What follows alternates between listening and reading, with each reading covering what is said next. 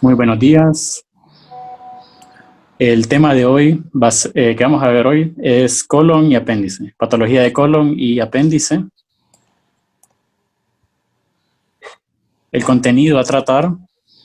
Primero vamos a hablar acerca de la anatomía y las técnicas de examinación. Seguido, enfermedad benigna, congénita, diverticular inflamatoria, principalmente Crohn y colitis ulcerosa. Luego apendicitis, colitis isquémica. Dentro de la neoplasia benigna vamos a tratar más que todo la enfermedad polipoidea y los adenomas. Y dentro de la enfermedad maligna, el adenocarcinoma y el linfoma. Esta es la literatura que consulté para la clase de hoy. Y vamos a empezar con anatomía. Entonces, el colon tiene una longitud aproximada de 1.5 metros. Esto es desde el ciego hasta el canal anal en los adultos. El diámetro es variable. Va a depender del contenido de gas y de heces, pero varía de 3 a 8 centímetros. Se distingue del intestino delgado por la presencia de las Taenia coli, que son bandas de musculatura longitudinal, y el colon cuenta con 3 de estas bandas, de estas tenias, también por las austras y por los apéndices epiploicos. El ciego se extiende por debajo de la válvula iliocecal, tiene forma de saco y no se encuentra suspendido por mesenterio.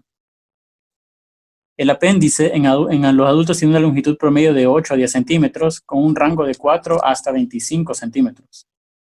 Más del 60% de los apéndices son retrosecales. Como podemos ver en esta imagen, aproximadamente el 65% de los apéndices son retrosecales, solo un 31% son pélvicos, y el resto se divide entre las distintas variantes.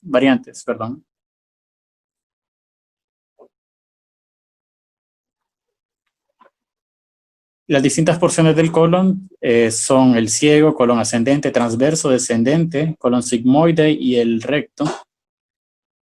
El colon ascendente es retroperitoneal, el colon transverso es intraperitoneal y el colon descendente es retroperitoneal.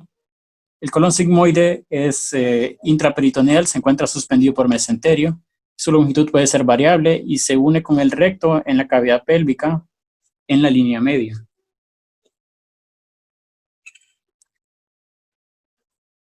El recto es una estructura extraperitoneal y dentro de la morfología que vamos a poder observar mediante un estudio de Vario, van a estar las válvulas de Houston, corresponden a estas, y las de Morgagni, que corresponden a estas.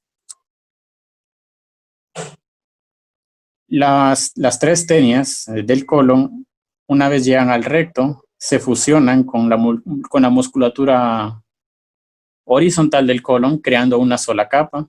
Esto protege el recto de la formación de divertículos. Muy bien, las austras y las tenias. La pared del colon es más débil, donde la base recta intramural penetra la capa submucosa. Estos puntos débiles se encuentran a ambos lados de la tenia mesocólica, que es esta. Entonces, a ambos lados de la tenia mesocólica se considera un punto débil, ya que los vasos mesentéricos perforan a través de esa zona. Y los lados mesentéricos de la tenia libre y la tenia omentalis. Los lados mesentéricos de la tenia libre y la tenia omentalis también se consideran puntos débiles, ya que a través de ellos penetran los vasos rectos. Muy bien, al nacer las austras colónicas están ausentes. A medida que crece el colon, la musculatura circular crece más rápido que la longitudinal, las tenias. Esto hace que las tenias acorten el colon en una disposición similar a un acordeón, produciendo las austras de aspecto sacular típico para los 3 años de edad. Muy bien, ¿las austras son puntos anatómicos, sí o no? Sí, son puntos anatómicos fijos en el colon proximal debido a la fusión de la musculatura circular con las tenias. En el colon distal, las austras son producidas por la contracción activa de la tenia coli. Por lo tanto, como hallazgo normal, el colon puede no tener austras distales al tercio medio del colon transverso. Sin embargo, la pérdida de las austras en el colon proximal siempre es un hallazgo patológico, que se asocia a Crohn, a colitis ulcerosa, como veremos más adelante. Muy bien, ahora el colon tiene 7 áreas de constricción fisiológica, que son la constricción de Rossi, Multier, la de Bali, la de Payo o Strauss, Cannon, Hirsch y la de Bussing. Estas son contracciones fisiológicas del colon. Bien, pasando a la técnica de exploración del colon, tenemos el enema de vario simple y con doble contraste. El enema de doble contraste, utilizamos bario y utilizamos aire como medio de contraste negativo. También se puede usar dióxido de carbono. Se considera una técnica superior a al enema de vario simple, ya que proporciona un mejor detalle de la mucosa, tanto vista de perfil como vista de cara o en face.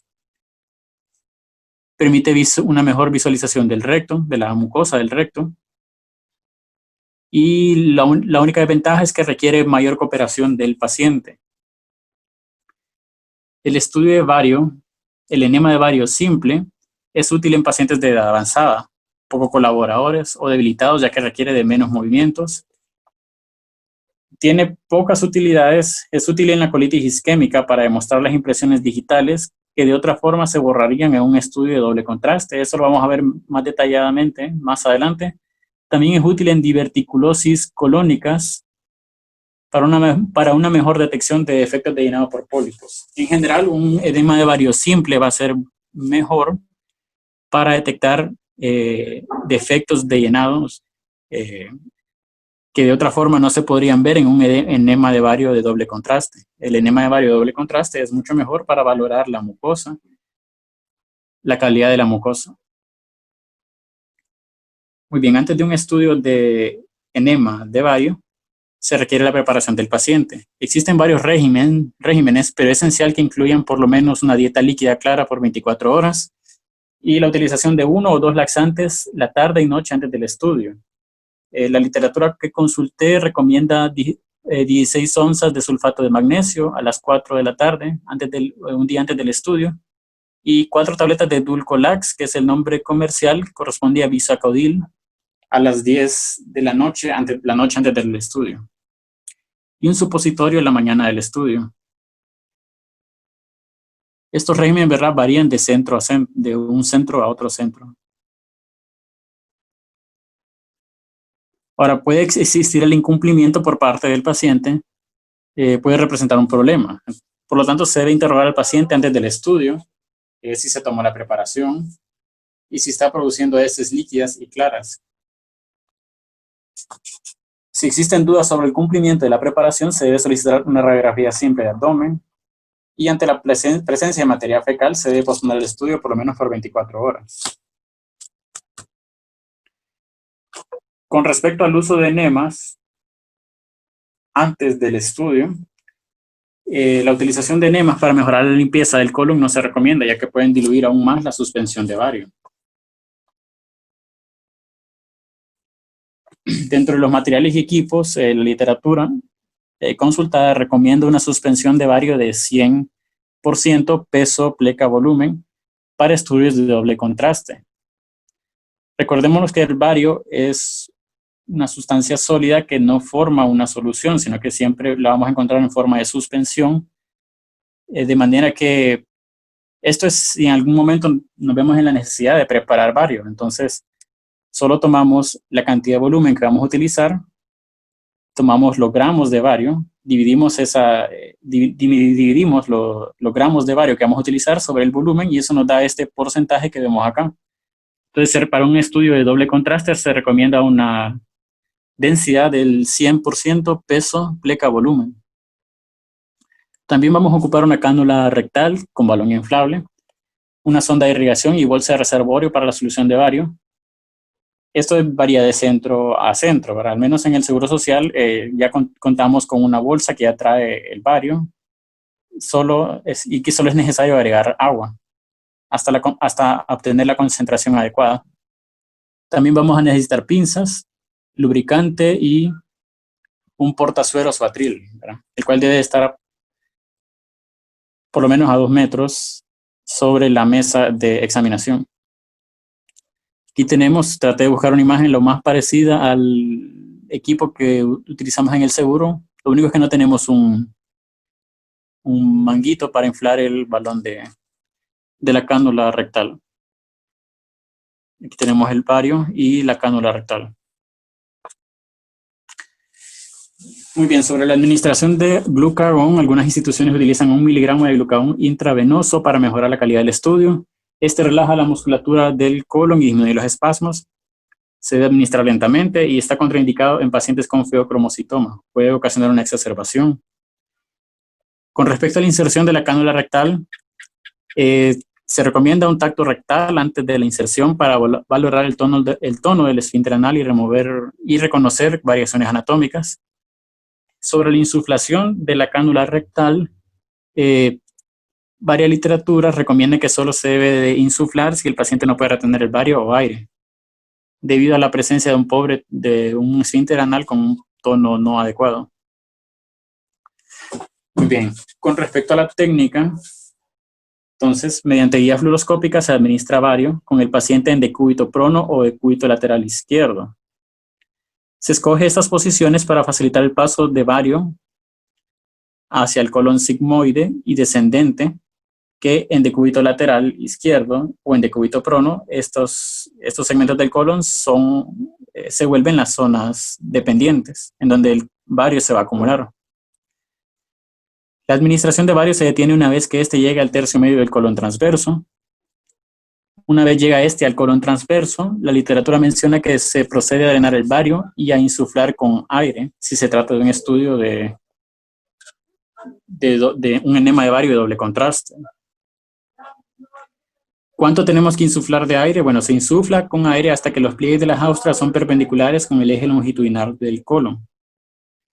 Luego se coloca al paciente en decúbito lateral derecho, esto para impulsar el bario hasta el ángulo hepático, colon ascendente y ciego. Entonces, administramos bario hasta que llegue hasta el tercio medio del colon transverso. En ese momento empezamos a drenar el bario, insuflamos, administramos aire y rotamos al paciente, ponemos al paciente en decúbito lateral derecho para que por gravedad el bario llegue al ángulo hepático, colon ascendente y ciego. Muy bien, un adecuado revestimiento colónico con bario y una adecuada distensión son cruciales.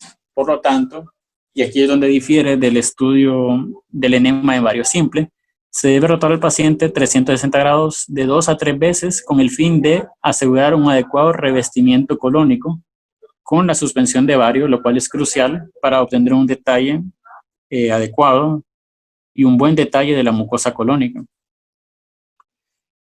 Algunos consejos que menciona la literatura consultada es que se debe obtener imágenes del colon sigmoide antes de que el bario llegue al ciego.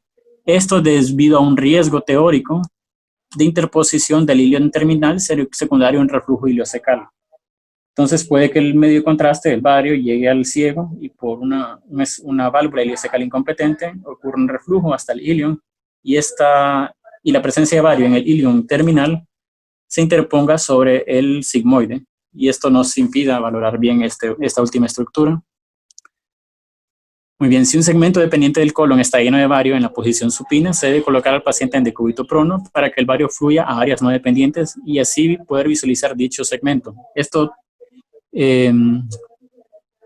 se va a ver mejor ya cuando pasemos a las imágenes, ¿verdad? Pero básicamente consiste en un juego, ¿verdad? Estar jugando con las porciones dependientes y no dependientes del colon para garantizar un adecuado recubrimiento de la mucosa con la suspensión de bario. El ángulo hepático y esplénico del colon se visualiza mejor en bispedestación y se debe obtener imágenes del recto con y sin la cánula, esto para poder visualizar las columnas de Morgagni, las cuales se borran o desaparecen en ciertas patologías, por ejemplo en la enfermedad de Crohn o en colitis ulcerosa. Hay borramiento y desaparición de estas columnas. Aquí hay un resumen de las distintas proyecciones recomendadas No hay un gol estándar, no hay nada establecido, esto puede variar. El libro incluso menciona no hay una manera correcta así de hacer un colon por enema, pero por lo menos tienen que garantizarse estas proyecciones. Lo siento. Estas proyecciones. Aquí solo destacar, ¿verdad?, que es necesario tener una imagen de una proyección del recto sin la cánula rectal para poder visualizar las válvulas de Morgagni.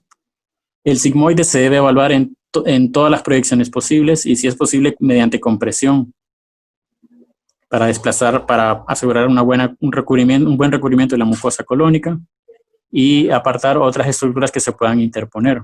Esta compresión se puede realizar hay varios aparatos, pero incluso hay máquinas de fluoroscopía que traen un cono que comprime el hipogastrio o cualquier parte del abdomen para desplazar estructuras y producir una mejor visualización de la mucosa. Los ángulos hepáticos y esplénicos, ¿verdad?, se visualizan mejor en decúbito supino. El ciego se visualiza mejor en decúbito prono. Y el colon transverso se visualiza mejor en bipedestación y en decúbito supino. Estas son algunas imágenes seleccionadas, imágenes normales de distintos segmentos del colon. Como pueden ver, la mucosa debe ser lisa, sin ninguna característica, no característica la menciona el libro. Una superficie lisa, no debe asegurarse que se visualice todos los segmentos del colon. El recto, se puede visualizar en decúbito prono con el haz de radios X horizontal, como lo podemos ver en la lámina, en la imagen E. Podemos inferir de que este paciente se encuentra en decúbito prono y con el haz de rayos X horizontal debido a la presencia de los niveles hidroaéreos. F, ¿verdad?, corresponde a una vista. El paciente se encuentra en decúbito prono con el haz de rayos X angulado hacia el recto, lo que permite una mejor visualización de las columnas de Morgagni del recto. Es importante una adecuada preparación del paciente. En la imagen en A, ¿verdad?, un enema de bario con doble contraste, podemos ver múltiples defectos de llenado debido a la pobre preparación del paciente. En este caso se puso al paciente en decúbito lateral izquierdo con el haz de rayos X horizontal para desplazar toda la materia fecal y todo el bario hacia las áreas dependientes, lo cual permitió una adecuada visualización de la mucosa colónica.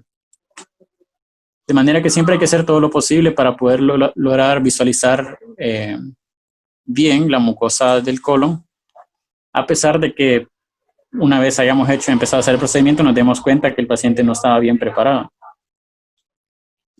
La apariencia normal del colon esta debe tener una textura suave, sin rasgos distintivos.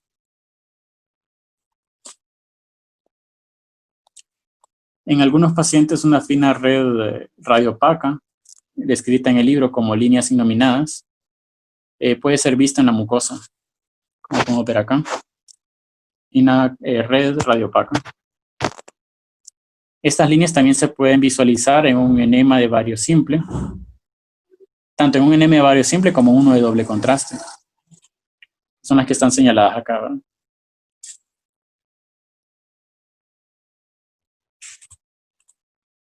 Ocasionalmente los estudios de doble contraste pueden mostrar fosas o surcos con material de contraste en vez de líneas, tanto de perfil como de frente. Recordemos que la mucosa normal debe ser lisa, suave y sin ningún rasgo característico, y con la presencia de austras. En estos pacientes se pueden observar estrías transversas transitorias por una contracción de la muscularis mucosa. Es otro hallazgo normal. Muy bien, algunos pacientes tienen pequeños nódulos que se manifiestan como defectos de llenado. Estos defectos de llenado son causados por tejido linfoide prominente, por folículos linfoides prominentes. Se observan más que todo en niños, pero también pueden ser observados en adultos. También pueden corresponder a un hallazgo normal en adultos. Estos folículos linfoides aumentados de tamaño pueden ser asociados con una variedad de condiciones, incluyendo la enfermedad de Crohn, linfoma o estados de deficiencia inmune. También se han sido reportados en pacientes con carcinoma de colon. Entonces puede representar un hallazgo normal, pero también puede estar asociado a patología. Es más común en niños por la presencia de tejido linfoide en el ilion terminal. La presencia de múltiples divertículos también puede dificultar la valoración de otras lesiones en la mucosa del colon. En la imagen en A tenemos un enema de bario con doble contraste. Podemos observar múltiples saculaciones que corresponden a divertículos llenos de bario. Sin embargo, en este estudio, debido a que existía la duda de que podía haber una lesión oculta dentro de todo ocultada por los pólipos, se decidió volver a administrar bario. De esa manera se convirtió este estudio, este enema de bario de doble contraste, en cierta manera se convirtió en un estudio en un enema de bario simple. Entonces la administración de medio contraste permitió ver un defecto de llenado que correspondía a un pólipo, que al ser resecado y durante las biopsias correspondía a un proceso canceroso. Muy bien. El enema de bario es un estudio relativamente seguro. Las complicaciones son raras, pero pueden ocurrir. Algunos pacientes experimentan malestar durante y después del estudio. La complicación más seria es la perforación colónica. Es poco común y el sitio usual de perforación es el recto. Y esto ocurre por insuflación del balón en un recto con patología de base, es decir, un recto friable. Pero por eso no se recomienda, por eso se recomienda primero un tacto rectal y luego insuflar la cánula rectal solo si el paciente no logra contener el medio contraste y el aire. Entonces, cuando ocurre una lesión rectal, se puede visualizar el medio de contraste disecando las paredes del recto. En esta imagen hay una extravasación del bario hacia la pared del recto. La complicación más común. Las perforaciones del colon sigmoide con paso de bario hacia la cavidad peritoneal son poco comunes, son aún más raras, pero se han descrito más que todo en pacientes con colitis post-radiación, ¿verdad? Es un tejido que de por sí ya estaba friable y al administrar la presión, al aumentar la presión intraluminal por la administración de aire o dióxido de carbono, ese tejido friable puede sufrir una perforación. Bueno, entonces la extravasación de bario crea un contorno en la cavidad, crea contornos en la cavidad peritoneal. Durante un enema de bario de doble contraste en pacientes con diverticulosis puede ocurrir también perforación de los divertículos con extravasación de aire a la cavidad peritoneal, causando un neumoperitoneo. Algunas contraindicaciones. No se debe realizar un estudio inmediatamente después de una biopsia endoscópica con forceps grandes debido al riesgo de perforación rectal. El estudio se debe posponer al menos por 5 días. También se han descrito reacciones alérgicas, pero estas son raras y más que todo ocurren por los distintos químicos que se le añaden al bario, no por el bario en sí, o por el látex o por el talco presente en el látex de la cánula rectal, ¿verdad? O incluso de los guantes utilizados para el tacto rectal. Generalmente las reacciones alérgicas ocurren secundarias a otro material durante el estudio, pero no al bario en sí. También se ha reportado bacteriemia transitoria sin relevancia clínica, excepto en pacientes con enfermedad valvular o válvulas protésicas. Estos requieren profilaxis antibiótica, entonces es muy importante durante el interrogatorio previo al examen interrogar al paciente si tiene alguna enfermedad valvular, cardiopatía de base, porque este estudio se asocia a una bacteriemia que en pacientes sin patología de base no tiene ninguna relevancia clínica, pero en estos pacientes puede causar una endocarditis. En pacientes con colitis ulcerosa severa, aire y medio contraste rara vez pueden entrar en las venas perirectales. Cuando esto ocurre, se puede ver el gas incluso en las venas portales. Generalmente esta complicación sí se ha descrito y representa una complicación fulminante.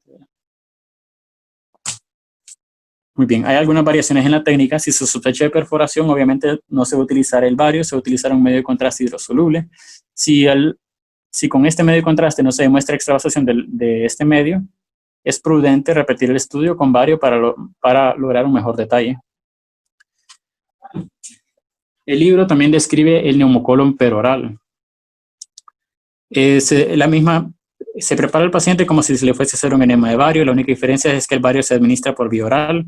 Es un tránsito prácticamente, y cuando el medio de contraste llega al colon ascendente, se administra 1 miligramo de glucagón y luego se insufla el colon con aire, como si estuviésemos haciendo un enema de bario de doble contraste, para tratar de producir un reflujo del medio de contraste y del aire hacia el ilion terminal. Esto proporciona excelentes imágenes de doble contraste del ciego y del ilion terminal, muy útiles en patologías como enfermedad de Crohn y en una pancolitis, por ejemplo, de una colitis ulcerosa, ¿verdad?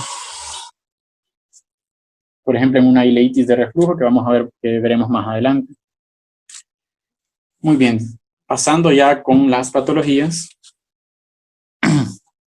Estas obviamente no son todas las patologías del colon, pero son las más comunes que vamos a ver el día de hoy. Vamos a empezar con la enfermedad de Hirschsprung. Un poco de historia, descrito por primera vez en 1888 en 2 lactantes por el pediatra Copenhagen Harold Hirschsprung. Fue reportada inicialmente como estreñimiento grave acompañado de una dilatación hipertrófica del colon, sin una obstrucción mecánica que justificara el estreñimiento. En ese entonces se consideró que la zona dilatada era el asiento primario de la enfermedad. Adelantamos un poquito el tiempo y luego se demostró que esta dilatación se debe a la ausencia congénita de células ganglionares, no en el sitio de dilatación, sino en el sitio de estrechez, ¿verdad? Específicamente, estas células ganglionares forman el plexo mientérico de Auerbach y el plexo submucoso de Meissner, de la pared del recto y otros tramos del colon en sentido proximal. Muy bien, algunos puntos claves sobre la enfermedad de Hirschsprung. El límite inferior del ganglionismo, el esfínter anal interno, es constante. ¿Verdad? Eso no cambia. El límite superior es el que varía y es el que sirve para clasificar la enfermedad. Se han descrito por lo menos 4. La más común es la del segmento corto, donde el ganglionismo no se extiende más allá del sigma. Esto representa el 80% de los casos. El segmento largo se extiende más allá del sigma, proximal a este, representa el 20% de los casos. Está también el segmento ultracorto o yuxta anal, cuando el ganglionismo ocupa solo el recto distal por debajo del suelo de la pelvis. Y la enfermedad de Crohn, la enfermedad de Hirschsprung colónica, con afectación del todo el colon, se ha descrito hasta un 7.5%. Frecuencia 1 por cada 5.000 nacidos, aunque varía mucho en los distintos grupos étnicos. Se dice que en los hispánicos puede ser hasta de 2.8 por cada 10.000 nacidos vivos. Muy bien, la enfermedad de Hirschsprung ocurre de forma aislada en el 70% de los casos. La mayoría son del segmento corto, como ya lo habíamos dicho. 30% aparece asociado a otras anomalías congénitas, como por ejemplo de riñón y del tracto urinario. El 12% se asocian a una cromosomopatía existente, casi siempre el síndrome de Down. El 18% restante se asocia a otras alteraciones sindrómicas, por ejemplo, el síndrome de neoplasia endocrina múltiple tipo 2 o el carcinoma nodular de tiroides familiar. Muy bien, la etiopatogenia, perdón. La etiología se desconoce, aunque se considera multifactorial. La patogenia sí se conoce muy bien y esta se explica por una detención de la migración cefalocaudal de los precursores neuronales, es decir, de las células de la cresta neural, a lo largo del intestino durante la embriogénesis. Aquí podemos ver que la porción vagal de las crestas neurales forman los ganglios, el plexo entérico de Auerbach y de Meissner. El intestino anterior a la zona agangliónica se dilata y se hipertrofia, produciendo un megacolon por el aumento de heces y gases y un peristaltismo inútil para vencer la obstrucción intestinal distal debido a la contracción tónica constante. La clínica, ¿verdad? Ya todos la conocemos. El no paso del meconio después de las 48 horas. Ante este contexto clínico se debe sospechar y descartar enfermedad de Hirschsprung. El síntoma principal que nos hace sospechar es el estreñimiento. 99% de todos los recién nacidos a término eliminan el meconio en las primeras 48 horas, 99%. Los prematuros lo eliminan más tarde, pero en este grupo de población, en los prematuros, la enfermedad de Hirschsprung, por razones desconocidas, es rara. Solo la mitad de los niños a término que no eliminan el meconio en las primeras 48 horas tienen enfermedad de Hirschsprung. Entonces, no todo niño que no elimine meconio en las primeras 48 horas tiene Hirschsprung, pero sí se debe descartar que se trate de un Hirschsprung. Muy bien, los recién nacidos y lactantes pequeños con enfermedad de Hirschsprung presentan casi siempre clínica de obstrucción intestinal. A veces el cuadro que aparece en primer lugar y más en neonatos es de una enterocolitis después de un estreñimiento que no llamó demasiado la atención.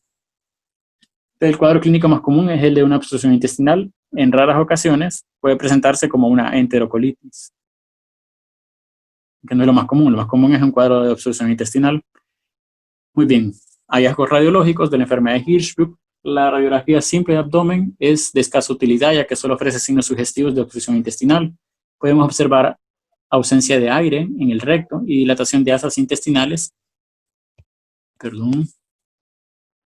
En el área proximal a la zona agangliónica. Ausencia de gas en cavidad pélvica y dilatación de asas en sentido proximal a la zona agangliónica. El enema de Vario sí ofrece más información que la rayos X simple. Tiene una sensibilidad del 70% y una especificidad del 83%. Esta es inferior a otras pruebas diagnósticas, pero la relevancia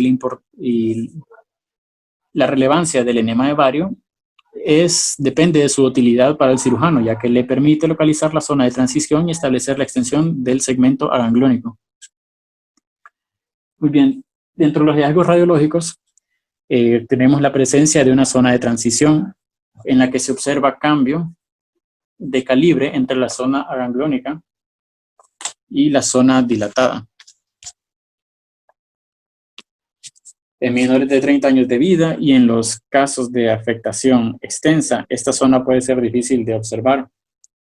Por ejemplo, en la enfermedad de Hirschsprung colónica no va a haber una zona de transición, ya que todo el colon está afectado. Lo que va a haber más que todo es un colon corto y con un diámetro disminuido.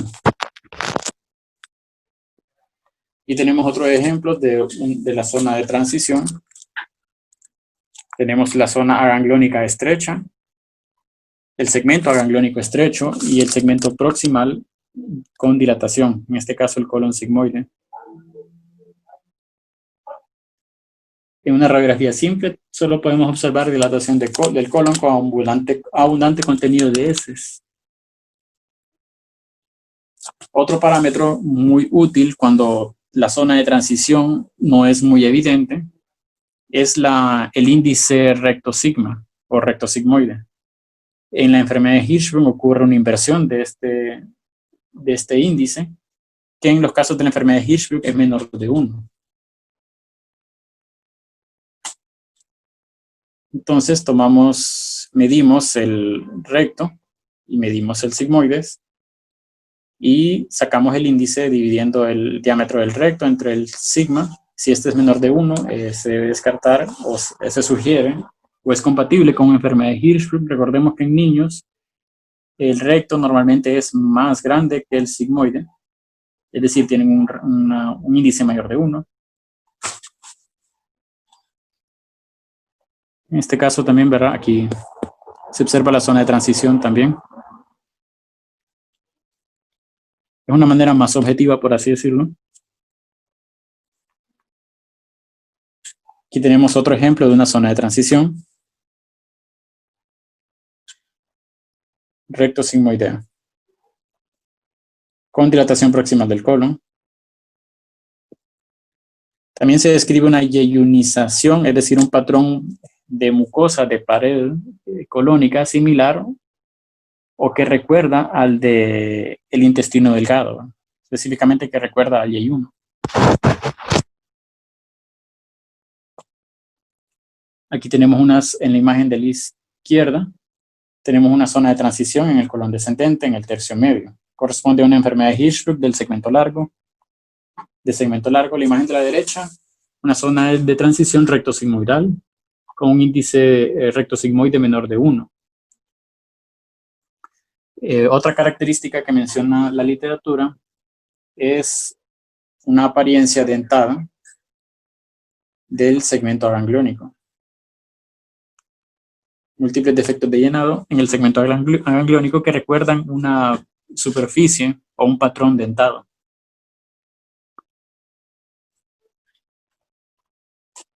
Muy bien, cabe recordar que el estudio histológico es lo que establece el diagnóstico de certeza en la enfermedad de Hirschsprung. La técnica considerada como patrón de oro es la biopsia quirúrgica que incluya la capa que incluya la capa, por lo menos la capa muscular del segmento gangliónico. Tiene una sensibilidad y especificidad del 100%. Sin embargo, se ha descrito que también se puede realizar una biopsia por succión, que además de disminuir las complicaciones, por ejemplo, infección, sangrado, perforación, evita la anestesia general y las suturas. Muy bien, continuando con el siguiente tema, enfermedad diverticular. Enfermedad del colon más común en el hemisferio occidental. La incidencia aumenta después de los 40 años. Ya para personas mayores de 60 años se puede encontrar hasta en un 50% de toda la población. Colon sigmoide es el más afectado. Dos factores contribuyen a la formación de los divertículos. Uno es el gradiente de presión entre el lumen y la serosa del colon. Y dos son las áreas de debilidad relativa en la pared muscular del colon. El sigmoide es la porción más angosta del colon. Esto lo vuelve propenso y hace que genere presiones intrasegmentarias más altas, a diferencia de los demás segmentos o porciones del colon. Esto ya se los había explicado, ¿verdad? La pared del colon es más débil, donde la base recta intraluminal penetra la capa submucosa. Estos puntos débiles se encuentran a ambos lados de la tenia mesocólica y en los lados mesentéricos de la tenia libre y la tenia aumentalis. Estos 4 puntos son donde más ocurren los divertículos, debido a la debilidad de la pared muscular circular por la perforación de esta por los vasos rectos. Muy bien, la mayoría de los divertículos son falsos divertículos o pseudodivertículos, ya que contienen mucosa y submucosa, pero no tienen la capa muscular, ¿verdad? Son pseudodivertículos. Son de 0.5 a 1.0 centímetros de tamaño y se originan en las hendiduras donde penetran los vasos sanguíneos, de lo que les expliqué anteriormente. Esta cercanía de los vasos sanguíneos los vuelve muy propensos a sangrar. Cuando no están inflamados son elásticos y compresibles, pero tienden a acumular heces. Los divertículos del recto son raros, ya que el recto, a diferencia del sigmoide y las demás porciones del colon, en el recto las 3 tenias se fusionan con la capa circular, creando una sola capa muscular más fuerte y que soporta mejor la formación de divertículos. Hallazgos clínicos, la mayoría son asintomáticos. La mayoría de ellos se diagnostican incidentalmente. Pueden presentar síntomas de intestino irritable como ser dolor abdominal crónico, que cede con la defecación. Muy bien, los hallazgos radiológicos. Vamos a ver múltiples imágenes saculares llenas de medio de contraste, que las podemos encontrar tanto en la pared lateral como en la pared anterior, como en la pared posterior del colon, dependiendo en qué pared se encuentre y si se encuentran en la porción dependiente o no dependiente, su morfología va a diferir. Ahora se describen como protrusiones, ¿no?, llenas de medio de contraste. Y tenemos otra imagen, protrusiones de la pared lateral del colon, llenas de medio de contraste. Aquí también tenemos un defecto de llenado en la pared lateral, que corresponde a un pólipo, ¿verdad? Este es en la pared lateral del colon descendente. y este corresponde a un enema de bario simple. Entonces la apariencia va a ser variable y va a depender de cómo estemos viendo la pared del colon y si el divertículo se encuentra en la porción dependiente o no dependiente. Por ejemplo, esta imagen corresponde a un divertículo en la porción no dependiente del colon. Entonces, si nos imaginamos un paciente en decúbito supino, este divertículo se encontraría en la pared anterior, ¿verdad?, del colon. En cambio, se encontraría en la pared posterior del colon y se vuelve radio opaco, ¿verdad?, porque acumula medio de contraste. Este de acá arriba correspondería a un divertículo en un paciente en bipedestación. Se forma un nivel hidroaéreo por gravedad, ya que el paciente está en bipedestación.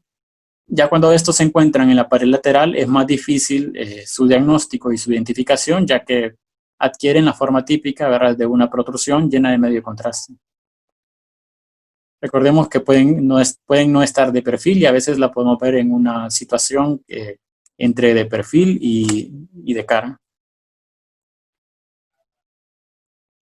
Hay un traslape, ¿verdad?, como les decía, ¿verdad?, si están en la pared lateral es más fácil distinguirlos entre un pólipo de un divertículo, pero si se encuentran en la pared anterior o posterior y si esta a su vez es la porción dependiente o no dependiente, dependiendo de la posición del paciente, se puede dificultar el diagnóstico. Pero generalmente los pólipos, al tratarse de protrusiones, generan un menisco en donde el medio de contraste forman un halo de medio contraste. En cambio, los divertículos, si se encuentran en la porción dependiente, se llenan de medio de contraste y producen una imagen redondeada radio-opaca. Si el paciente se encuentra en bipedestación, crean un nivel hidroaéreo, y si se encuentran en la porción no dependiente, crean un halo pero invertido hacia la luz. Los pólipos crean un halo fuera, bueno, un halo propiamente dicho, era un halo, y este sería un halo invertido.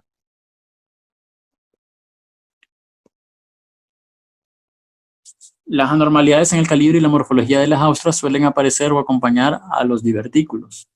Entonces, ¿qué ocurre? Hay una hipertrofia del músculo circular y adelgazamiento, acompañado de adelgazamiento de las tenias, que crean una apariencia de acordeón.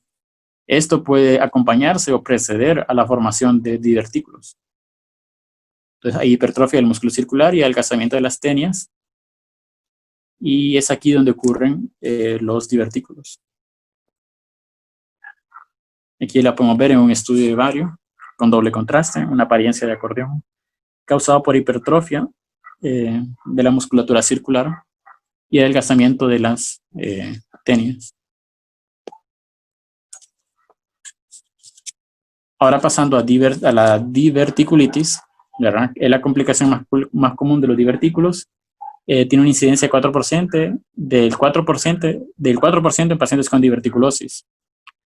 75% de las presentaciones iniciales son simples o sin complicaciones, el 25% restantes ya son complicadas, es decir, con formación de abscesos, fístulas, obstrucción o perforación.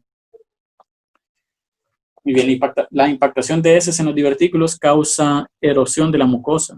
Subsecuentemente, la pared del divertículo se erosiona, produciendo una perforación, y son los cambios inflamatorios que ocurren fundamentalmente en la región pericólica adyacentes los que nos va a causar los hallazgos radiológicos.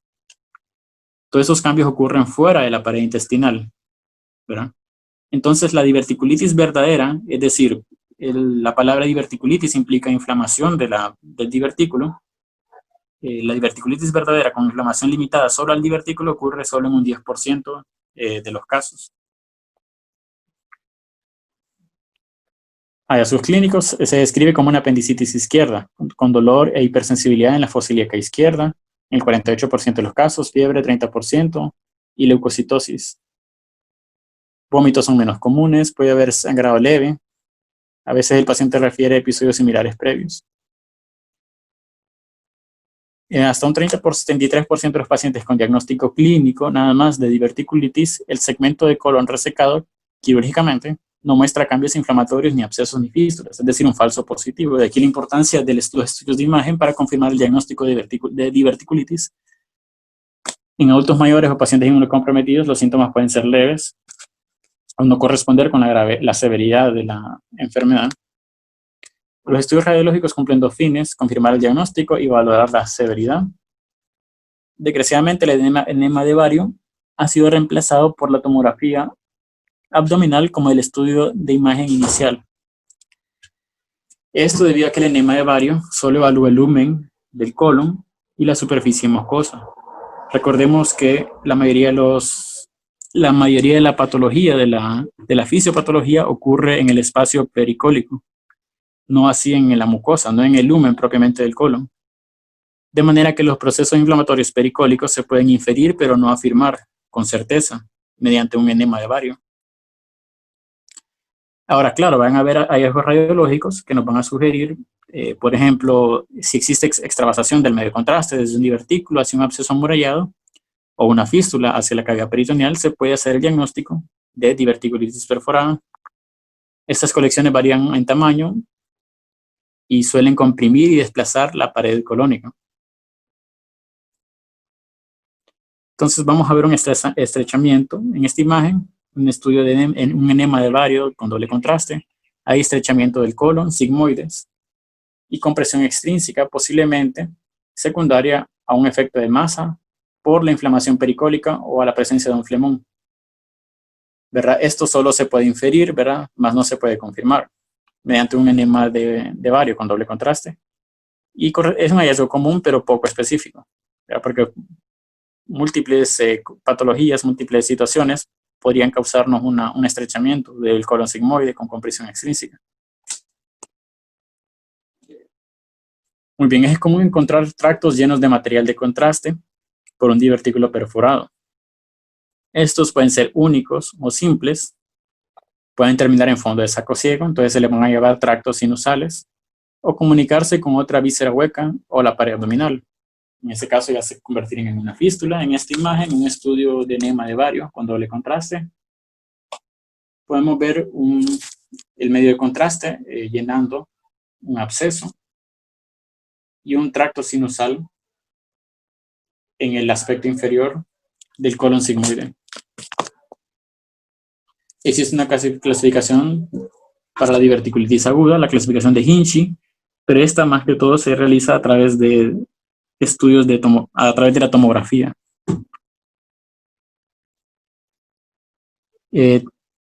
También tenemos hallazgos ultrasonográficos de diverticulitis, no es el estudio de elección, pero el ultrasonido es útil en pacientes inestables que no se pueden movilizar hacia el tomógrafo o en pacientes o en mujeres embarazadas. ¿Qué vamos a observar? Vamos a observar un engrosamiento de la capa muscular, que la vamos a ver como la vamos a ver hipoecoica, mayor de 4 milímetros, y abscesos intramurales con presencia de gas que ultrasonográficamente se van a manifestar como lesiones hiperecoicas que proyectan sombra sucia. Aquí tenemos una imagen, un corte transversal y longitudinal, en donde observamos un engrosamiento de la pared muscular. En este caso era de 0.7 centímetros. Ecogenicidad de la grasa y una lesión, una imagen hiperecogénica que emite sombra sucia compatible con un absceso. Hallazgo sugestivo de diverticulitis por ultrasonido. Muy bien, la siguiente patología, colitis ulcerosa, es una enfermedad inflamatoria difusa de etiología desconocida. Afecta principalmente, como dice su nombre, la mucosa colorectal. Es una enfermedad que empieza en el recto y se extiende proximalmente hasta afectar parte o la totalidad del colon. Algunos datos epidemiológicos: prevalencia de 35 a 100 casos por cada 100.000 habitantes. Tiene una distribución bimodal con dos picos. El primer pico ocurre de los 15 a los 25 años y un pico más pequeño ocurre entre los 50 y 80 años. Factores de riesgo, raza blanca, judía, vivir en un país desarrollado, quizás por eso, aquí al menos aquí en Honduras, el diagnóstico de colitis ulcerosa no es tan común. Vivir en una ciudad, historia familiar, algún hijo con la incidencia con la enfermedad, soltero y pacientes no fumadores. Los hallazgos clínicos, la colitis ulcerosa se caracteriza por episodios agudos y recurrentes de diarrea, sanguinolenta, dolor abdominal, rectorragia, pérdida de peso, tenesmo, hallazgos no específicos. La fiebre, los vómitos, constipación y altragia son menos comunes, esos son más comunes en la enfermedad de Crohn. En 15% de los casos, la presentación inicial es fulminante. 75 tienen ataques intermitentes con remisión completa de los ataques. De 4 a 10 experimentan secuelas y de 4 no experimentan, perdón, solo experimentan un ataque, no experimentan secuelas. 5 a 15 experimentan ataques recurrentes. ¿Cuál es la función del enema de bario en la colitis ulcerosa? Tiene los siguientes objetivos: confirmar el diagnóstico, dar la severidad y extensión de la enfermedad, diferenciar la colitis ulcerosa de la enfermedad de Crohn, seguimiento y detección de complicaciones. En la actualidad, el rol del enema de bario ha sido suplantado por la colonoscopía, la tomografía computarizada y la resonancia magnética. Bien, aquí tenemos el espectro de todas las lesiones que podemos encontrar en una colitis ulcerosa. Vamos a enfocarnos nada más en las primeras 4. Cada una de estas puede causar un distinto patrón en el colon de enema de doble contraste.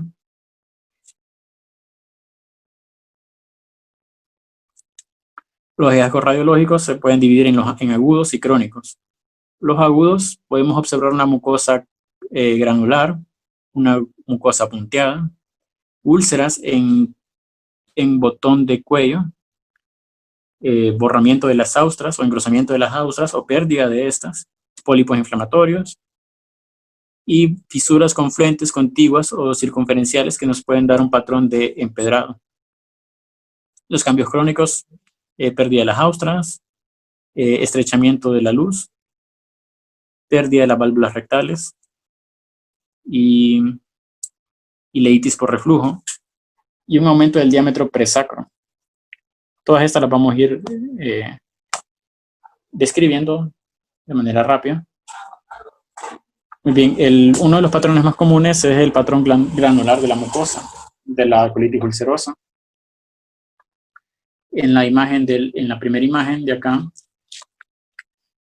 podemos ver un patrón granular, múltiples defectos de llenado y lesiones radio opacas.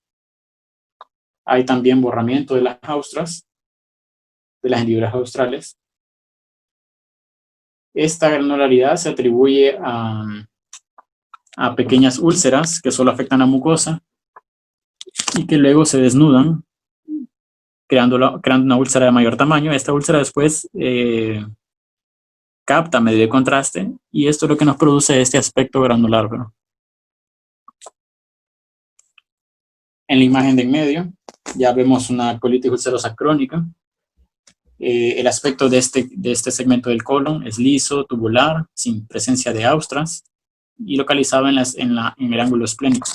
Todo esto comparado con un colon normal, ¿verdad? Entonces podemos ver un colon normal con presencia de austras, mucosa lisa, suave, sin ningún patrón específico, comparado, ¿verdad?, con el patrón granular, borramiento de austras o la ausencia total de austras, estrechamiento de la luz y aspecto tubular. También tenemos otro patrón que es un aspecto punteado de la mucosa, que corresponde al número 1 acá. Entonces, estos se deben por abscesos en las criptas. Entonces, si fuera un absceso en las criptas de Lieberkühn, y cuando estos abscesos erosionan hacia la luz del colon, crean un cráter. En este cráter se acumula medio contraste y nos da esta apariencia, un aspecto punteado de la mucosa.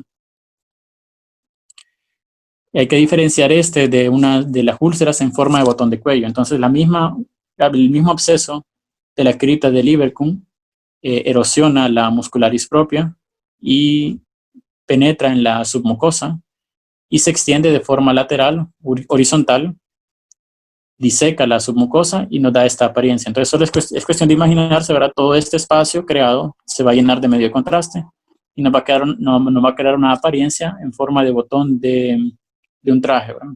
Una forma de botón. Similares al aspecto punteado, la diferencia es que estas son más profundas. Aquí tenemos otros ejemplos. Úlceras en forma de botón de cuello, ¿verdad? Estas úlceras se llenan de medio contraste y nos causan esta imagen por erosión de la submucosa. Más ejemplos, ¿verdad? Y puede dar la apariencia, ¿verdad?, de pólipos, pero en realidad corresponden a úlceras, ¿verdad? Tenemos los pseudopólipos inflamatorios. Muy bien, estos corresponden a crecimiento de mucosa nueva en el contexto de una colitis, de una ulceración mucosa sustancial. Entonces, aquí los pseudopólipos se van a ver como imágenes radiolúcidas, ¿no? Y las zonas de ulceración van a acumular medio de contraste, van a, formando esta imagen de pseudopólipos inflamatorios. Tenemos otro ejemplo, un defecto de llenado redondo en forma de pólipo en un segmento del colon con un aspecto granular. Corresponde a un pseudopólipo inflamatorio, el crecimiento de mucosa nueva sobre una mucosa erosionada y ulcerada, que nos produce defectos de llenado. Aquí tenemos otra imagen de pseudopólipos postinflamatorios. Entonces, estos pólipos en la colitis ulcerosa crónica pueden confluir, pueden unirse y crear estas imágenes que pueden ser redondas, largas o filiformes. Entonces, la confluencia de múltiples pólipos inflamatorios a la larga nos dan este patrón de pseudopólipos inflamatorios, múltiples defectos de llenado por crecimiento de mucosa sobre una mucosa ulcerada. La confluencia de esto nos da este patrón, esta imagen. Muy bien, ileitis de reflujo. El 10 al 40% de los pacientes con pancolitis pueden tener una inflamación del ilion terminal de 5 a 25 centímetros distales a la válvula, proximales, perdón, a la válvula iliocecal. Solo ocurre con la presencia de pancolitis. Resuelven de 1 a 2 semanas postcolectomía, de manera que no representan una inflamación primaria del colon, del ilion, perdón. Y se cree que se debe al reflujo del contenido colónico a través de una válvula iliocecal incompetente. De ahí su nombre, ileitis de reflujo o de retrolavado. En esta imagen, un estudio, un enema de bario con doble contraste. Se observa una ileitis de reflujo. Podemos ver el ilion terminal con un patrón granular, una válvula iliocecal incompetente, un colon transverso y ascendente de apariencia tubular, sin austras.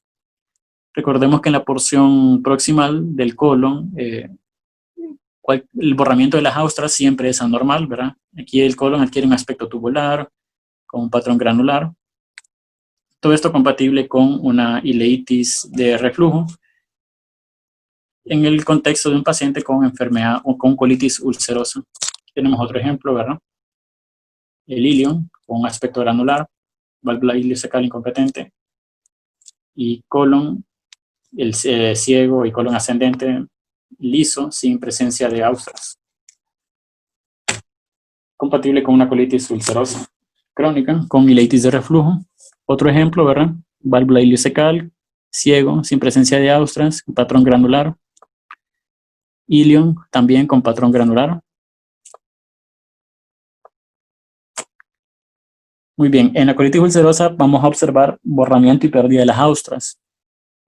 Un pequeño paréntesis, al nacer las austras crónicas están ausentes. A medida que crece el colon, la musculatura circular crece más rápido que la longitudinal. ¿verdad? Lo importante de todo esto es que las austras son puntos anatómicos fijos en el colon proximal, debido a que se fusionan las austras y la musculatura circular. En el colon distal, las austras son producidas por una contracción activa de la tenia coli. En conclusión, ¿verdad? Todo borramiento de las austras en el colon proximal siempre es patológico, no así en el colon distal, que puede ser un hallazgo normal por pérdida del tono temporal de las tenias coli.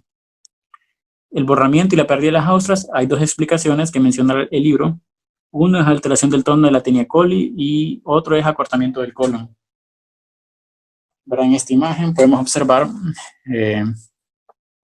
pérdida de las austras, de los pliegues australes, distales a la flexura hepática. Hay relajación de las tenia coli, de aquí que haya ausencia, ¿verdad?, de austras o borramiento de estas.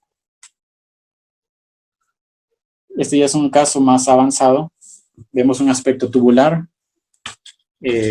sin presencia de pliegues australes, sin presencia de austras, de todo el colon distal. También hay pérdida de las válvulas del recto, también llamadas válvulas de Houston.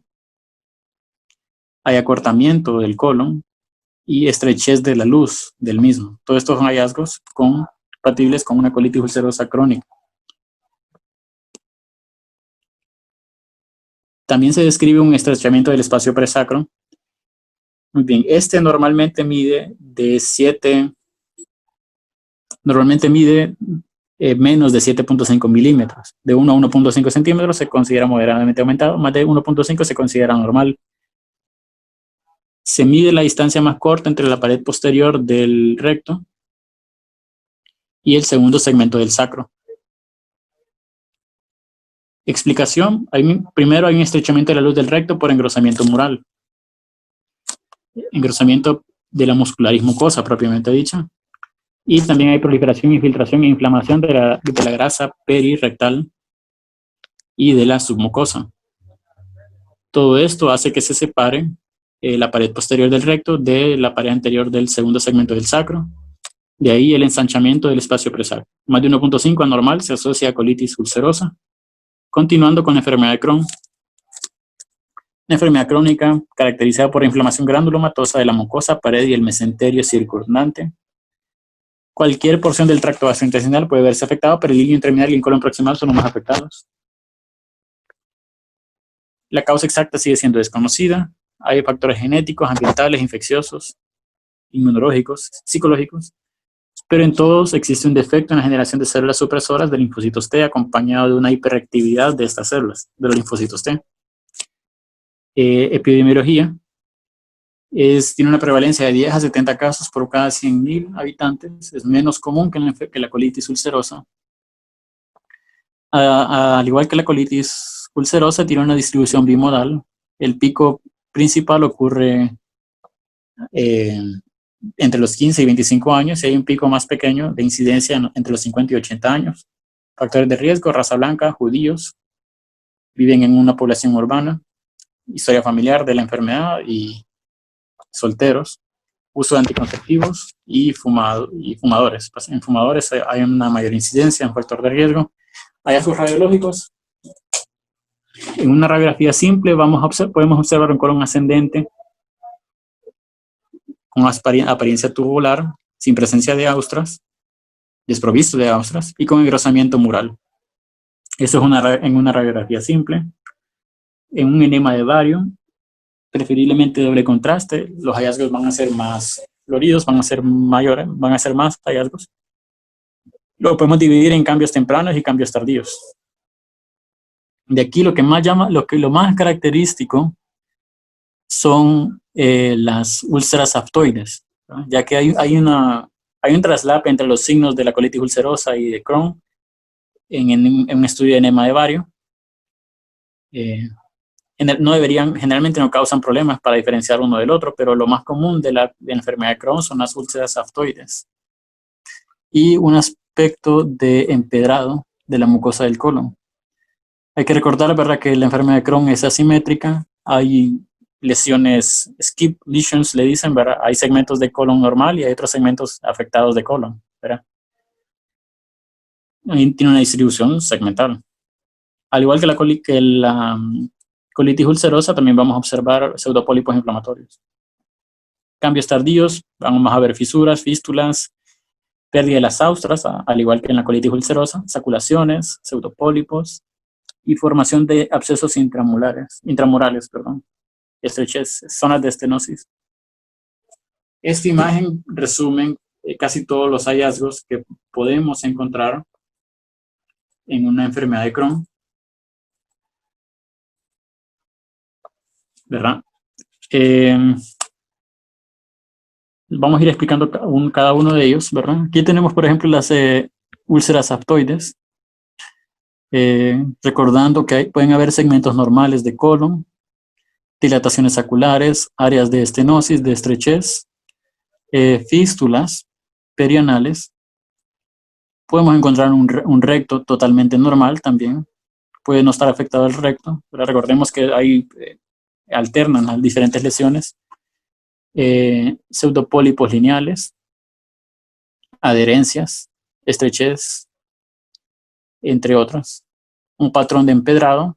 El patrón de empedrado se ocasiona por la fusión de distintas, o la confluencia de distintas fisuras, que junto con el edema de la mucosa nos dan un aspecto de empedrado, ¿verdad? Las úlceras aftoides, ¿verdad?, son producidas por es una úlcera rodeada de mucosa edematosa. Esta mucosa edematosa crea un relieve, de manera que el medio de contraste se acumula en el centro de la úlcera y este halo de mucosa edematosa desplaza el medio de contraste, causando la típica apariencia de úlcera aftoide, ¿verdad?, con un centro radiopaco y un halo radiolúcido. Y aquí las podemos ver ya más detalladamente, ¿verdad? Un halo radiolúcido y un centro radio opaco. Y la explicación, ¿verdad? Una úlcera y hay un edema alrededor de la úlcera que crea un relieve y que desplaza el medio de contraste. Obviamente estas se van a ver solo se van a ver así si estamos observando o viendo la porción dependiente de la pared del colon, ¿verdad? Solo si se encuentran en la porción dependiente. Si se encuentran en la porción no dependiente, crearía una imagen inversa. Más úlceras aftoides, el patrón de empedrado, muy bien. Entonces, la confluencia de múltiples úlceras y fisuras profundas vistas en face, ¿verdad? Cuando el libro menciona en face es verlo de frente, ¿verdad? Si lo vemos de frente, en la porción dependiente del colon, la confluencia de todas estas úlceras y fisuras nos da un patrón de empedrado. La mucosa edematosa causa un relieve, esto desplaza el medio de contraste hacia las fisuras, dándonos este patrón de empedrado. Influye mucho la posición del paciente. Aquí tenemos ejemplos de úlceras profundas, ¿verdad?, que se extienden muy, de ahí su nombre profundas, ¿verdad?, se extienden bastante desde la mucosa. Podemos observar sitios de constricción también en la enfermedad de Crohn.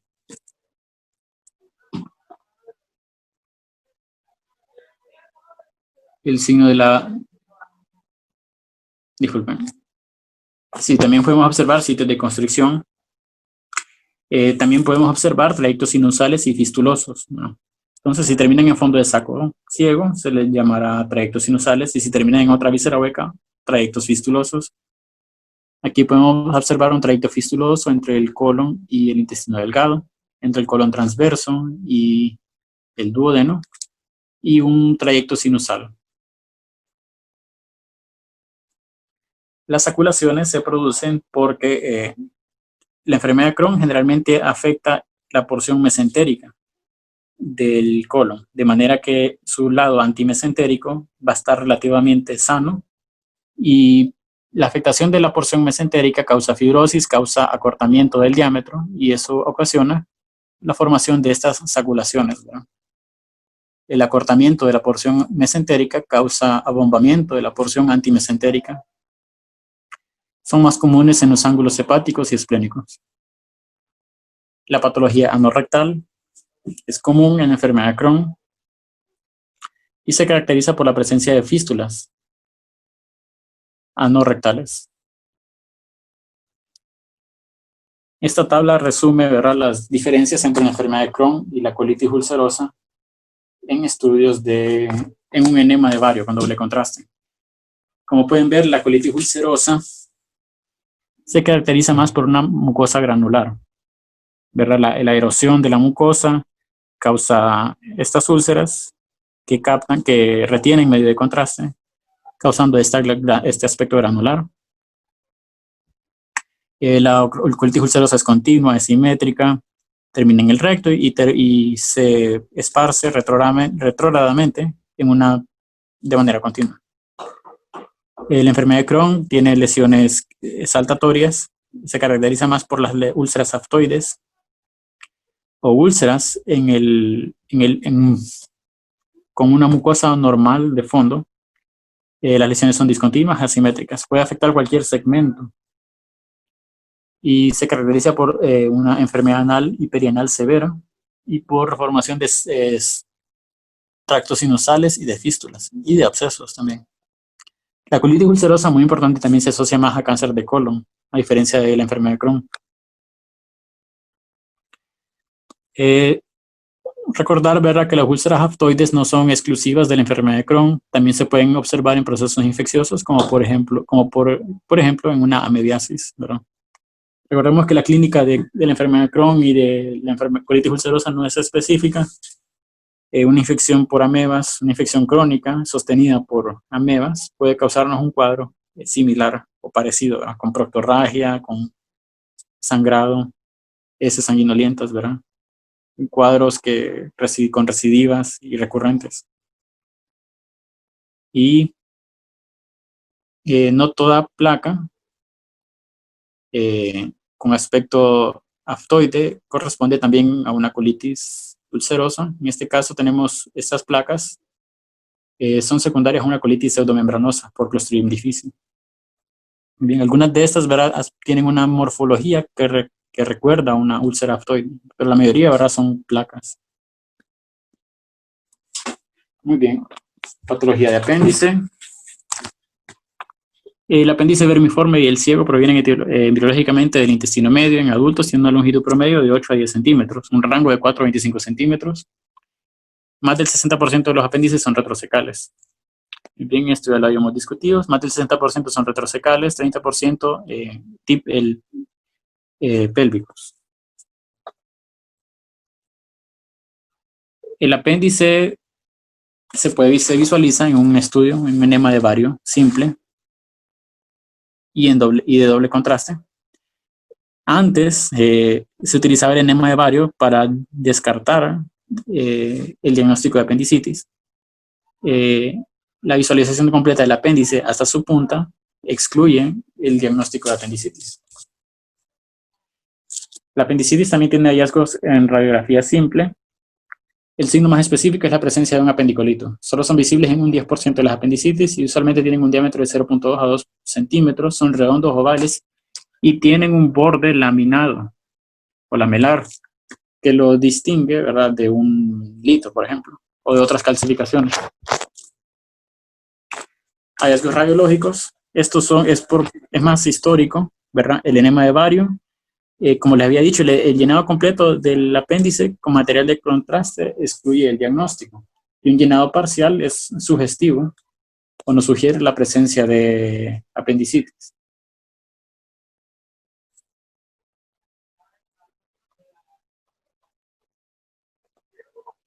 Bien. El diagnóstico principalmente se basa el primer estudio de imagen de elección en población mayor de 14 años y no embarazada es la tomografía. Sin embargo, el ultrasonido es muy útil, sobre todo en pacientes inestables que no se pueden movilizar al tomógrafo y en pacientes embarazadas.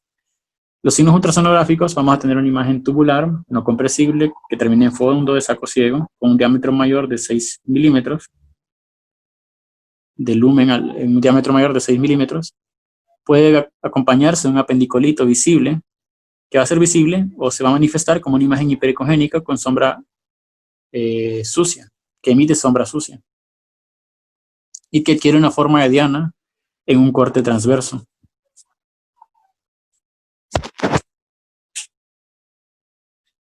Muy bien, colitis isquémica es un desorden vascular más común es el desorden vascular más común del tracto intestinal. Causa más común de colitis en adultos mayores de 70 años.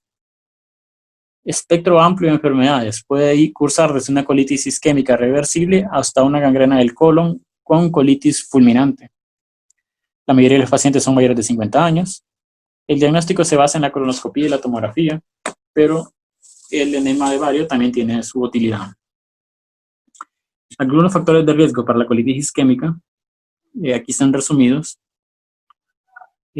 Más que todo la enfermedad tromboembólica, arritmias cardíacas, ¿verdad? Una fibrilación auricular que nos esté formando émbolos, y uno de estos se afecte, ¿verdad? Ya sea la mesentérica superior, ya sea la mesentérica superior o la mesentérica inferior. Nos puede causar una colitis isquémica. La toxicidad por digitales, enfermedades del colágeno, la polisistemia vera, entre otros, diabetes, amiloidosis, radiación. Entonces, el signo característico, existen varios signos que no son específicos, pero el signo más característico de colitis isquémica descrito en la literatura son las impresiones digitales, ¿verdad? Un colon con aspecto o con múltiples impresiones digitales. Estas son causadas por edema y o hemorragia submucosa. Corresponden a lesiones lisas, redondas y polipoides que se proyectan hacia el lumen como defectos de llenado. Hay algo más consistente con colitis isquémica y aparece hasta en un 75% de los pacientes. Se pueden observar tanto en un estudio de enema de bario como en una radiografía simple. Impresiones digitales. En el estudio contrastado, ¿verdad? Se ven como defectos de llenado que se proyectan hacia la luz del intestino, del colon.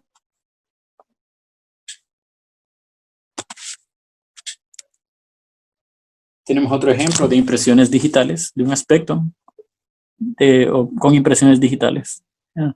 Defectos de llenado, secundarios a un edema de la mucosa y hemorragia, se proyectan hacia la luz del intestino. Y recuerdan la apariencia de impresiones digitales, digitiformes. Muy bien, ya casi terminando, el último apartado, neoplasia benigna y maligna. Vamos a tratar los pólipos, adenomas y el cáncer de colon, ya que estos tres están muy relacionados entre sí. Y por último, los linfomas. Muy bien, pólipos y cáncer de colon. El cáncer de colon es un problema de salud pública, ya todos lo conocemos. Tercer cáncer más frecuente en hombres, después de pulmón y próstata, y en mujeres, después del pulmón también y mama. También en países desarrollados. Representa el 9% de los nuevos cánceres diagnosticados, aproximadamente el 50% ocurren en el recto y en el colon sigmoide. Desgraciadamente en poblaciones asiáticas es más común una distribución proximal. Esto representa un problema ya que no siempre es posible visualizar el sigmoide mediante la colonoscopía. Algunos factores de riesgos, factores causales, una dieta baja en fibra y alta en grasas y proteína animal aumenta el riesgo, sobre todo las carnes ahumadas, ¿verdad? Aumentan el riesgo de cáncer de colon y estómago. La herencia, como todo cáncer, juega un papel fundamental, o juega un pequeño papel, del 5 al 6% se asocian con un factor hereditario. Consumo de alcohol, obesidad, sedentarismo aumentan el riesgo como en cualquier otra patología. Hay una marcada relación con la edad. La incidencia aumenta significativamente después de los 50 años. Los pacientes con colitis ulcerosa tienen mayor riesgo de padecer cáncer anorrectal. Muy importante, aproximadamente 70% de los cánceres colorectales comienzan como un adenoma. Los adenomas mayores de 1 centímetro tienen mayor riesgo de transformación. Y muy importante, el carcinoma colorectal son de crecimiento lento, requieren un periodo de 7 a 10 años para que una adenoma sufra transformación maligna. Entonces, combinando el hecho de que el 70% comienzan como adenomas, una lesión benigna, y combinando esto con el hecho de que son de crecimiento lentos, el cáncer colorectal se vuelve una patología ideal para realizar un tamizaje, ¿verdad? De crecimiento lento y tiene una lesión premaligna que tarda mucho tiempo en volverse maligna, es la patología ideal para un tamizaje. Es por eso que la Sociedad Americana de Cáncer recomienda que a partir de los 50 años, hombres, tanto hombres como mujeres, deben realizar tamizaje para cáncer colorectal. Estas guías creo que han cambiado, pero al menos en la literatura que consulté recomendaban cualquiera de estos, ¿verdad? Una sigmoidoscopía flexible cada 5 años, un enema de bario con doble contraste cada 5, colonoscopía cada 10 o colonografía por tomografía computarizada cada 5 años. La elección de uno u otro estudio varía mucho de un centro a otro, ¿verdad? Pero sí, lo que se prefiere o lo que más evidencia tiene hasta los momentos es la colonoscopía. ¿Verdad? Existen estudios que demuestran que la colonoscopía es superior al edema de bario de doble contraste. Sin embargo, la colonoscopía tiene sus limitaciones. Número 1, requiere de anestesia. No se visualiza el ciego en un 15% de todos los estudios, ¿verdad? Existen puntos ciegos detrás de las austras o de las flexuras en dirección proximal. Recordemos que la cámara apunta hacia adelante y si hay un pliegue, obviamente la cara proximal de ese pliegue puede que no sea visualizada por la cámara del endoscopio. Entonces, en conclusión, ambos estudios se deben complementar. Un buen abordaje sería si la colonoscopía es fallida o tiene contraindicaciones a una colonoscopía del paciente, entonces el segundo estudio de elección sería un enema de bario con doble contraste, ¿verdad?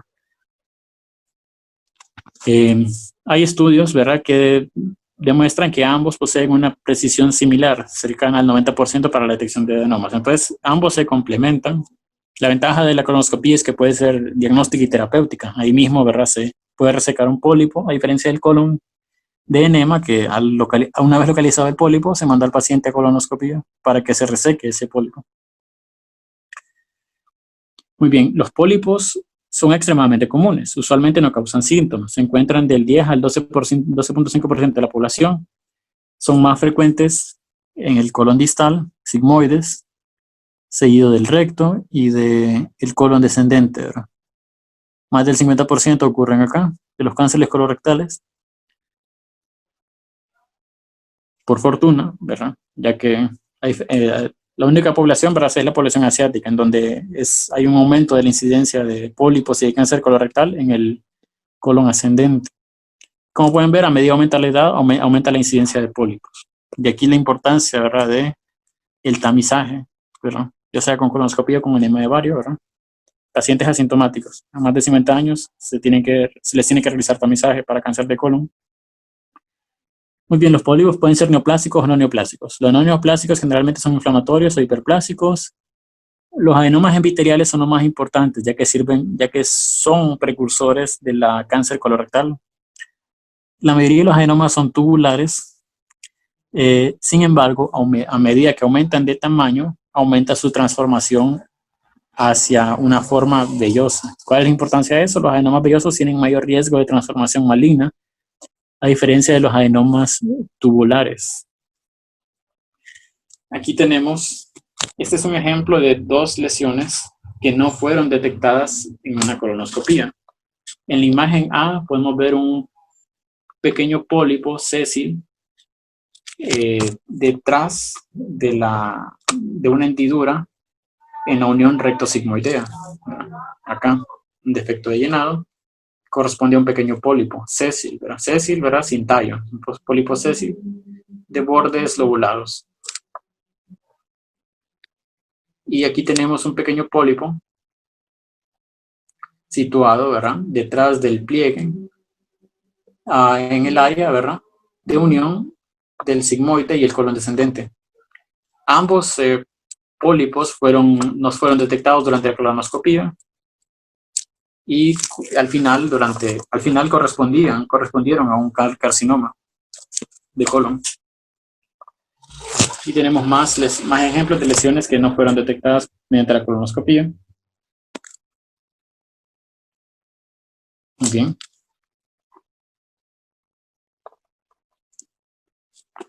Los adenomas vellosos, ¿verdad?, entonces pueden adquirir distintas morfologías, ¿verdad? Un pólipo sésil o un pólipo con tallo.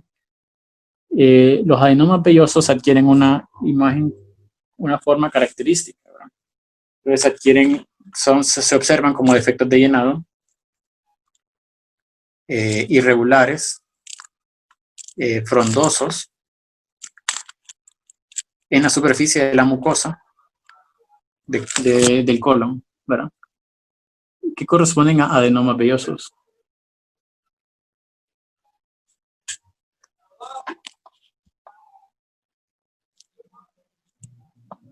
Entonces, existen dos signos, ¿verdad?, que se asocian con la imagen que produce un pólipo en un enema de vario de doble contraste. Uno es el signo del bombín, ¿verdad? Entonces, la lesión simula, aquí, esta imagen radiolúcida simula la apariencia de un bombín. Como les explicaba en una diapositiva anterior, si esto tiene dirección hacia la luz del colon, ¿verdad?, se trata de un pólipo, y si apunta en contra del lumen, ¿verdad?, se corresponde a un divertículo. El libro lo menciona como el signo del sombrero mexicano. Entonces, esto corresponde a un pólipo pedunculado visto desde la cara anterior, es decir, la porción no dependiente de un paciente en decúbito supino. El primer anillo, el más interno, ¿verdad?, corresponde al pedúnculo, y el más externo corresponde al pólipo propiamente dicho.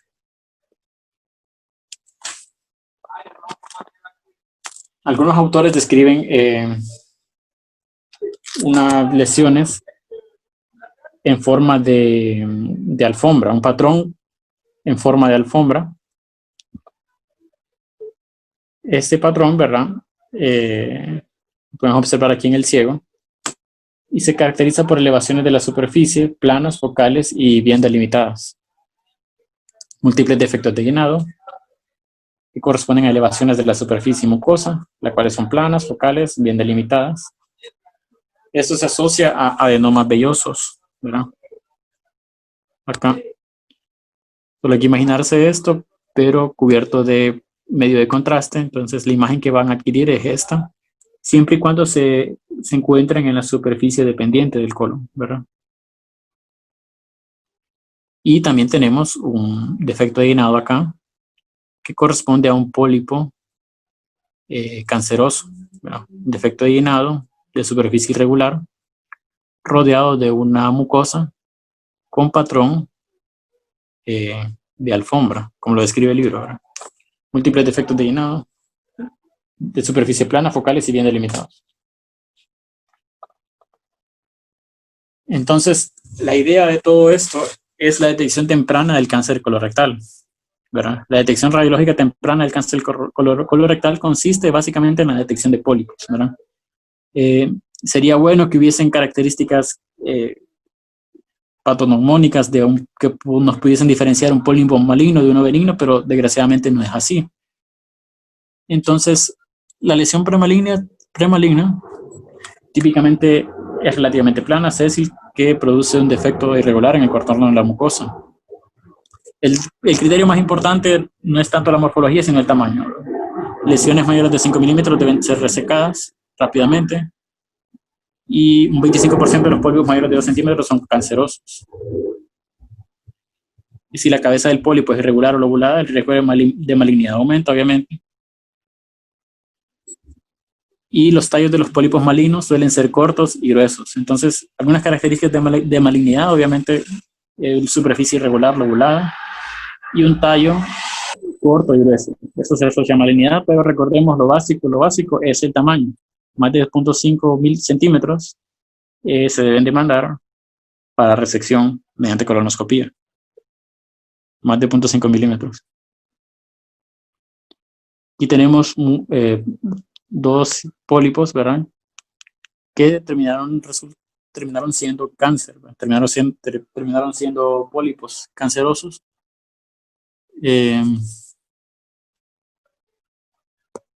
¿Verdad? Con una cabeza irregular, lobulada, y un tallo corto y grueso. Son signos que se asocian a malignidad, pero vuelvo y repito, lo más importante es el tamaño. La mayoría de los pacientes asintomáticos sintomáticos ya tienen lesiones avanzadas. Estas lesiones generalmente son anulares o tumores polipoideos que se visualizan con defectos de guinado o como defectos del contorno. La mayoría de las lesiones avanzadas presentan una lesión centinela, es decir, un cáncer sincrónico hasta en un 5% de los casos.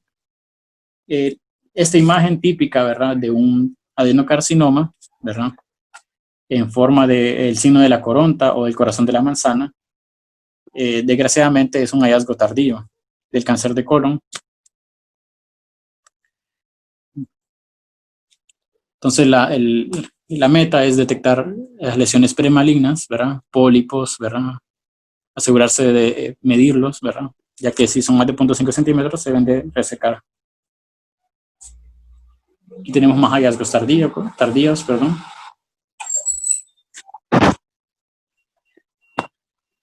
Tenemos una úlcera con forma de placa.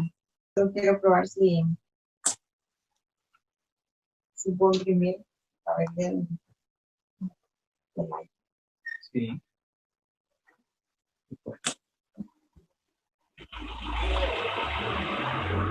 ¿Verdad? Con una superficie irregular, lobulada. Se asocian más a malignidad.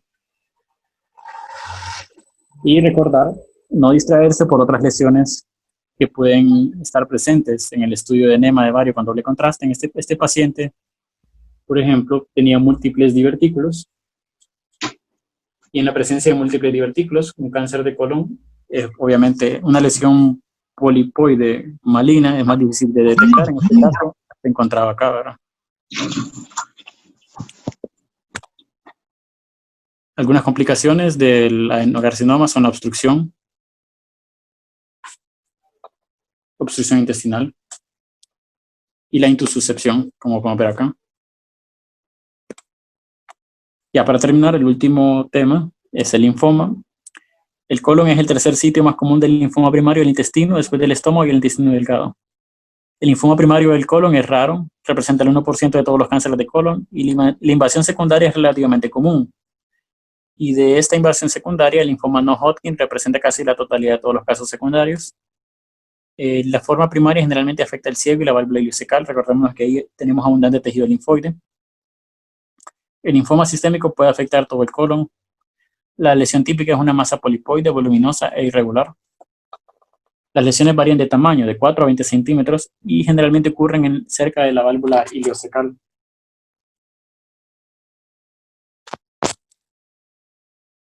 La forma anular o infiltrante generalmente compromete un segmento largo del colon y se manifiesta como una área de estrechamiento concéntrico o como una masa cavitaria.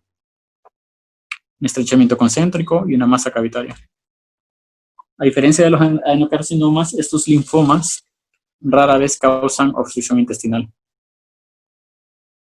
Muy bien. Esa es toda la clase de hoy. Esta es la literatura consultada nuevamente y muchas gracias por su atención.